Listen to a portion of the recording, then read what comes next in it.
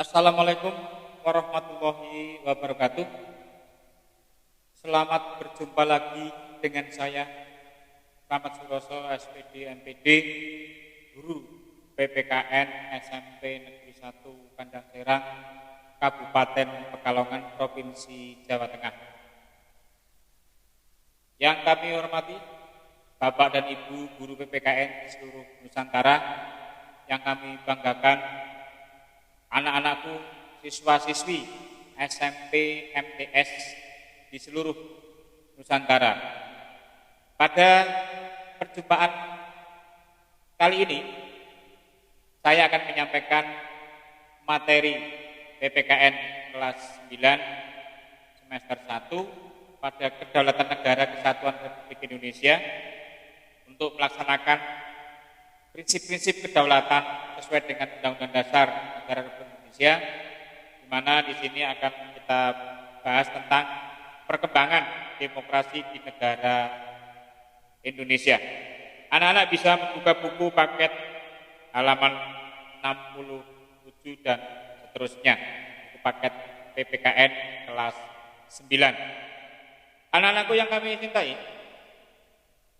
perkembangan demokrasi di negara Indonesia itu ada demokrasi parlementer pada tahun 1945 sampai dengan tahun 1959, kemudian demokrasi terpimpin pada tahun 1959 sampai dengan 1966, kemudian demokrasi Pancasila pada masa Orde Baru yaitu tahun 1966 sampai dengan tahun 1998, dan masa-masa sekarang adalah demokrasi Pancasila masa reformasi, yaitu sejak tahun 1998 sampai dengan sekarang.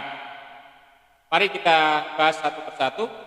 Demokrasi parlementer pada tahun 1945 sampai dengan 1959. Dikeluarkannya maklumat pemerintah tanggal 14 November 1945, demokrasi Pancasila berubah menjadi demokrasi parlementer. Lalu Indonesia dibagi dalam beberapa negara bagian pada saat itu, dan pemerintahan dijalankan oleh Perdana Menteri, silih berganti kabinet, dan pembangunan tidak lancar. Serta demokrasi parlementer tahun ini 1945 sampai dengan 59 ini diakhiri dengan keluarnya dekret Presiden 5 Juli 1959. Anak-anak tahu isi dekret Presiden ya, sudah pernah saya sampaikan pada yang lalu. Yang kedua, demokrasi terpimpin 1959 sampai dengan 1966. Sering disebut juga dengan Orde Lama, dan Presiden tidak bertanggung jawab kepada DPR. Pemusatan kekuasaan di tangan Presiden selaku pemimpin besar revolusi pada saat itu. Banyak penyelewengan terhadap nilai-nilai Pancasila dan Undang-Undang Dasar 1945, dan puncaknya terjadi pemberontakan 30 September yang dilakukan oleh Partai Komunis Indonesia itu pada masa demokrasi terpimpin. Dan penyimpangan pada saat demokrasi terpimpin itu yang pertama, Presiden mengangkat anggota MPRS dengan penetapan Presiden nomor 2 tahun 59, dan Presiden membubarkan DPR dan Presiden membentuk DPR GR. Ini termasuk penyimpangan kedua. Nah, penyimpangan berikutnya adalah pengangkatan Presiden seumur hidup. Jadi Presiden diangkat seumur hidup, dan diangkatnya ketua dan wakil ketua lembaga negara sebagai menteri dan wakil menteri. Sementara menteri harusnya di bawah Presiden, ya kan? Diangkat ketua dan wakil ketua lembaga negara itu kan harusnya sejajar dengan Presiden, karena lembaga Presiden juga termasuk lembaga negara.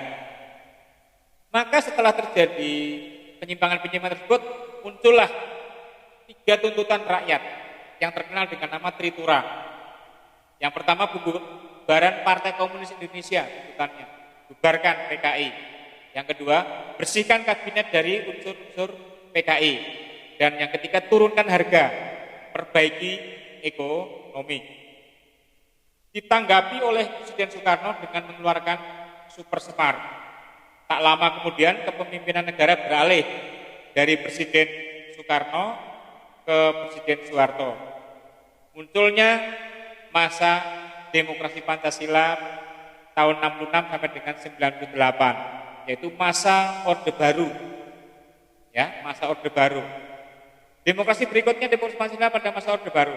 Untuk melaksanakan Pancasila dan Undang-Undang Dasar 1945 secara murni dan konsekuen. Ini Orde Baru. Jadi orde di mana pelaksanaan Pancasila dan Undang-Undang Dasar 45 secara murni dan konsekuen. Demokrasi Pancasila berpangkal dari kekeluargaan dan gotong royong. Dan demokrasi Pancasila berarti kedaulatan rakyat yang berdasar kepada sila kerakyatan yang dipimpin oleh hikmat kebijaksanaan dalam permusyawaratan perwakilan.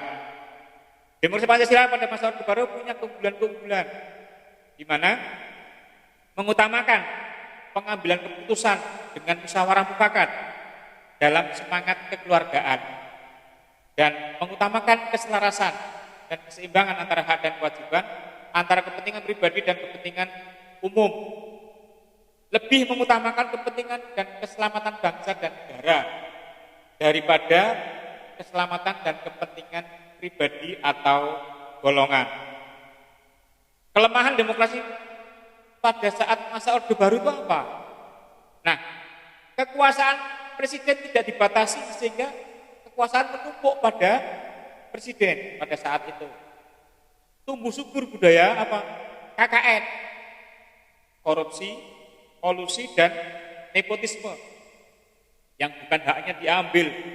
Kolusi berarti yang dianggap sebagai ya kelompoknya itu yang boleh bergerak bersama-sama. Lalu nepotisme yang saudara-saudaranya diangkat menjadi pejabat-pejabat yang dikehendaki oleh pemimpin pada saat itu. Kebebasan berbicara dibatasi pada saat itu, sehingga lembaga negara dijadikan sebagai alat pemerintah. Ya, aktivitas rakyat berpolitik dibatasi dan harus izin pemerintah kalau mau mendirikan partai politik atau mau berorganisasi, mendirikan organisasi.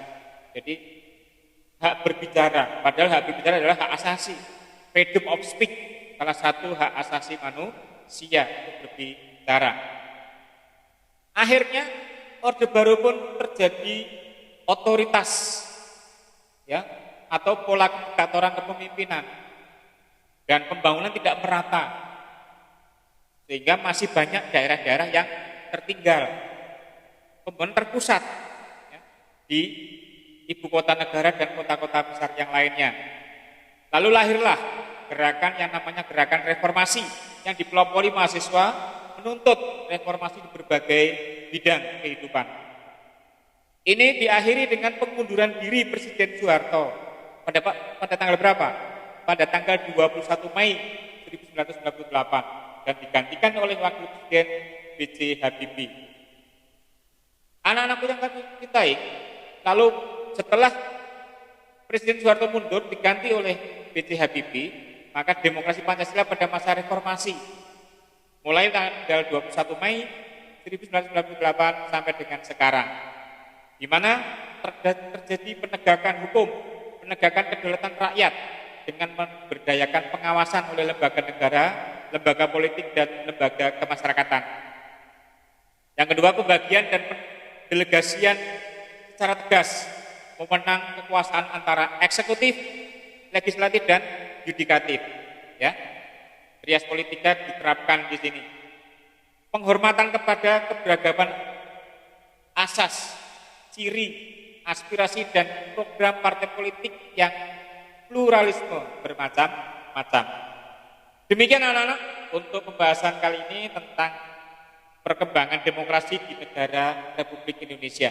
Mudah-mudahan bermanfaat. Mohon maaf apabila masih ada kekurangan dan kelemahannya. Terima kasih. Selamat belajar.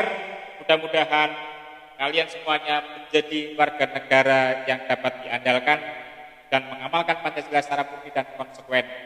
Wabillahi taufiq wal hidayah. Wassalamualaikum warahmatullahi wabarakatuh.